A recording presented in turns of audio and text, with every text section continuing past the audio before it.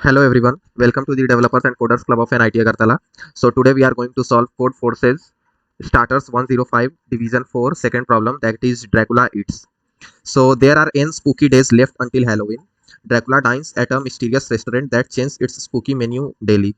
He particularly enjoys what they serve on Tuesday.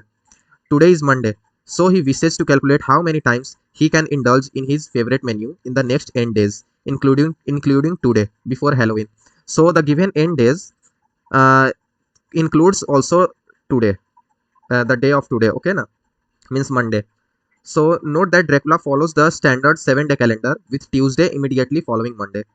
Okay, so for each test case output on a new line, the number of times Dracula would have had his favorite meal after n days. So in n days, Dracula will enjoy his meal only on Tuesday. Okay, so the basic thing is that today is Monday. Okay, in n, if today is Monday, then the rest days are n minus 1. Okay, so for rest n minus 1 days, what you have to check, you have to just check Tuesday, how many Tuesdays will be there in n minus 1 days. So if we just divide it by 7, because Tuesday will come after every 7 days. Okay, na, that is, this is the first Tuesday, then the second Tuesday will come after 1 2 3 4 5 6 and 7. That after 7 days again the second Tuesday will come, then again after 7 days third Tuesday will come.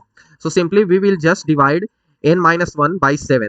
Okay, and if the remainder is 0, if the remainder is 0, so you will come to Monday. Okay, na, if the remainder is 0, like look here, this is 1, the Tuesday is 1, then Wednesday is 2, Thursday is 3, Friday is 4, Saturday is 5, Sunday is 6, and Monday is 7. Okay, so if n minus 1 is divided by 7 and if remainder is 0, then it comes on Monday. Okay, na, so it will not go to the next Tuesday. But if you have some remainders left in 1 to 6, okay, then one Tuesday will appear here. Okay, na, so first divide n minus 1 with 7, and then check that if remainder is 0, then just print the quotient, and if remainder is not 0, then print quotient plus 1.